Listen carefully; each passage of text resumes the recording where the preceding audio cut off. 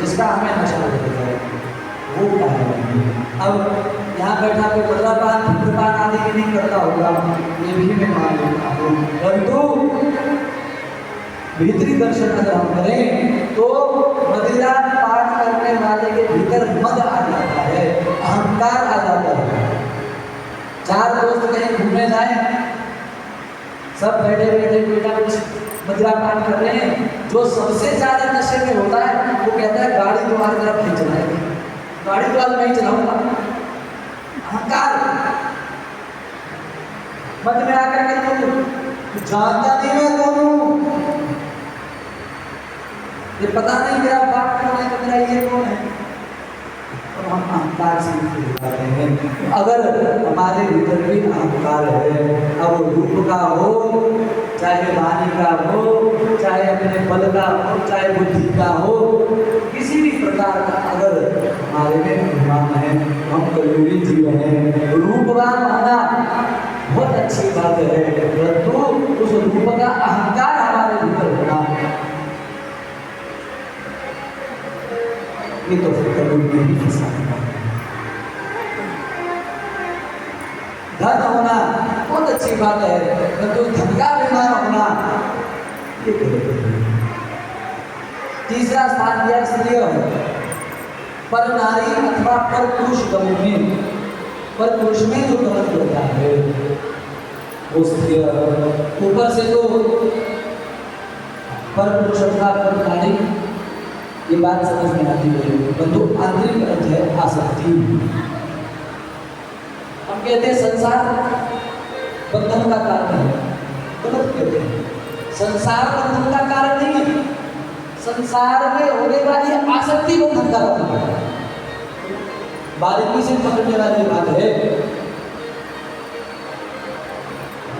घर परिवार ये बंधन का कारण नहीं है, उनमें जो हमारी आसक्ति है। चौथा स्थान दिया सूना, हिंसा। अब हिंसा के कई प्रकार हो सकते हैं, शास्त्र में तो 64 प्रकार की हिंसा दी गई है। मन माने कर्म से किसी के लिए बुरा कर्म सोच के लिए उनकी हिंसा है, किसी के लिए बुरा मन से निकल जाए उनकी हिंसा है। दूसरा अगर स्वरूप में हिंसा का देखूं तो मांसाहार है, केवल अपने स्वाद की पूर्ति के लिए जीवों को मार मार के उनकी हत्या करके उनको पाना, उनमें भी प्रभुत्ता वास है। चार स्थान पाकर के कलयुग लोभी हो गया, एक स्थान की याचना और करी है, तो धन में कलयुग का वास है, स्वर्ग में कलयुग का वास है। परंतु धन कैसा? अपनी ईमानदारी से नेक कमाई से कमाया हुआ धन उसमें नहीं, बल्कि झूठ बोल करके लोगों को धोखा दे करके बातों को हेरफेर इधर उधर घुमा करके जो धन कमाते हैं उसमें कलयुग का वास है। अभी 5 स्थानों में, 1 में, 2 में, 3 में, 4 में या 5 में हम हैं, इसका विचार कलयुग को साथ देकर के कलयुग तो चला गया समय। अब कहते हैं इस बात का कोई प्रमाण नहीं है, परंतु कई सारी बातें हैं कि जिस समय परीक्षित महाराज वन में मृगया के लिए शिकार करने के लिए गए तो जरासंध का बहुत बड़ा मुकुट, एक विशाल मुकुट था, उसको धारण किया और कलयुग उनके सर पर आकर के सवार हो गया। अब जरासंध का मुकुट है तो नहीं कमाई का मुकुट हुआ नहीं, अब लंबी कमाई का मुकुट है, अपनी ही बात स्वयं पर ही हावी हो गई, कलयुग के सर पर आकर के बैठ गया। ये बात केवल लोक प्रचलित बात है, महाभारत में अथवा भागवत जी में ऐसा कोई भी प्रमाण नहीं है जो हमने आचार्यों से समझा सुना। परीक्षित महाराज ने शिकार खेला,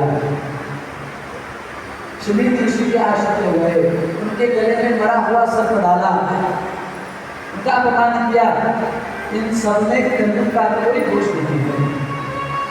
परीक्षित सामान्य राजा नहीं है, पूरी रक्षा के लिए आपने समारोह परीक्षित महाराज की कैसे जन्म से पूर्व ही परीक्षित को ठाकुर जी का दर्शन हुआ, माता के गर्भ में।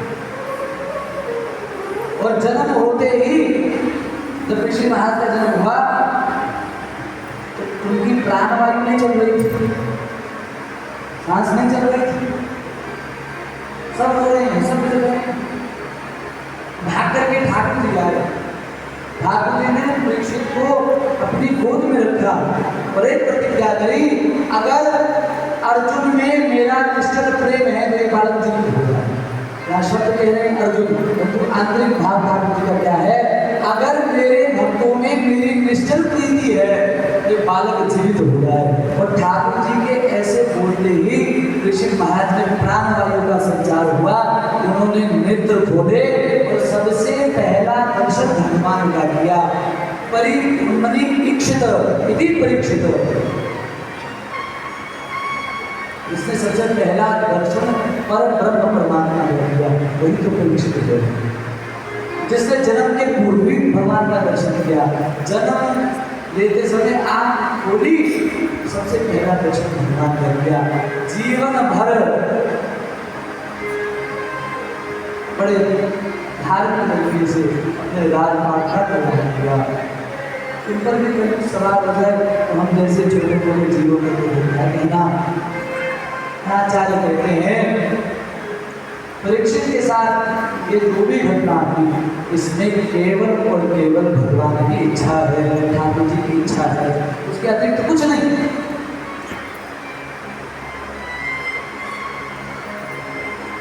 तीन श्रेणी के भक्त होते हैं, तीन अवस्था के भक्त होते हैं, साधना अवस्था, भाव अवस्था और प्रेम अवस्था। साधना अवस्था जैसे हमारी अवस्था जिसमें हमें स्वयं साधन करने हैं, साधक बयान जिसे साधन करते हैं वो साधक है। जैसे हमारी साधना अवस्था, फिर आती भाव अवस्था, तत्पश्चात हमारे भाव से नीचे करके जब ठाकुर जी कृपा कर देते हैं, जब अपना स्वयं प्रेम प्रदान कर देते हैं, तब प्रेम अवस्था। ये जो महापुरुष हैं ये सब प्रेम अवस्था के भक्त हैं। तो जब जीव प्रेम अवस्था में आ जाता है उसकी पूरी भागदौड़ केवल भगवान के हाथ में होती है।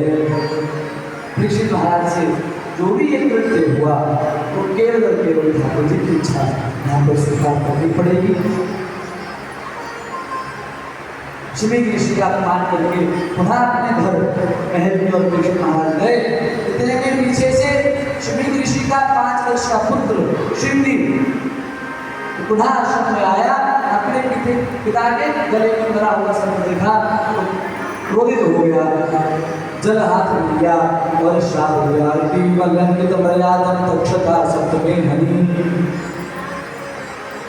जिसने इस मर्यादा का उल्लंघन किया है, मेरे पिता का अपमान किया है, आज से 7वें दिन सर्पों का राजा तक्षक उसे डसेगा और उसकी मृत्यु हो जाएगी।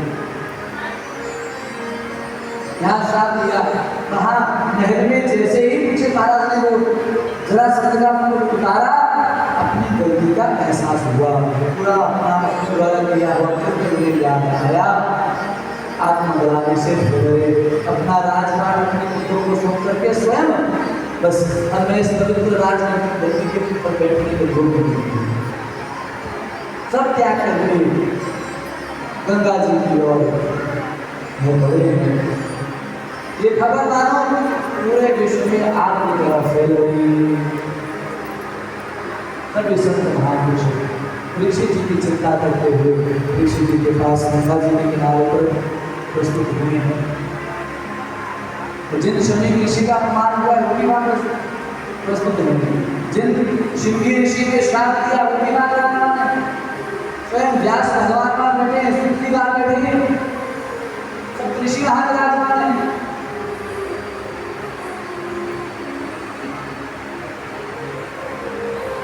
सबको परीक्षित महाराज की चिंता सिखा रही है। जब भक्त किसी की चिंता करे तो ठाकुर जी भी मजबूर हो जाते हैं। जब ठाकुर जी ने विचार किया कि परीक्षित महाराज का जन्म और मरण दोनों ही बड़ा विचित्र है। जन्म के समय में भी एक ब्राह्मण बालक पीछे पड़ा था, अब की बात में ब्राह्मण बालक पीछे थे। जन्म के समय बाहर से प्रहार हुआ था, अब की बार पानी से प्रहार हुआ है। जब अस्त्र से प्रहार हुआ तो ठाकुर जी ने भी अपने सुदर्शन चक्र से उस अस्त्र को काट दिया। जैसे लोहा लोहे को काटता है, जैसे अस्त्र अस्त्र को काटता है। तो ठाकुर जी ने विचार किया अब की बार जब प्रहार वाणी से हुआ है, इसका उद्धार भी वाणी से होगा। ठाकुर जी संतों के आग्रह के करने पर अपनी भक्ति की चिंता को सर्वोपरि मान करके सबके सामने देखते देखते बड़ी अनपेक्षित घटना हुई। तत्र भगवत भगवान व्यासपुत्रो यदृश्यया गमटमानो अनपेक्षः यदृश्यया गमटमानो अनपेक्षः। अनपेक्षित घटना किसी ने सोचा नहीं था, किसी ने विचार नहीं किया था, किसी को तनिक भी भान नहीं था कि सुखदेव जी जैसे महापुरुष यहाँ अनपेक्षित और कैसे चलकर नहीं आए। तत्काल भगवत वही प्रकट हो गए, वही प्रकट हो गए। बोल सुखदेव महाराज की जय।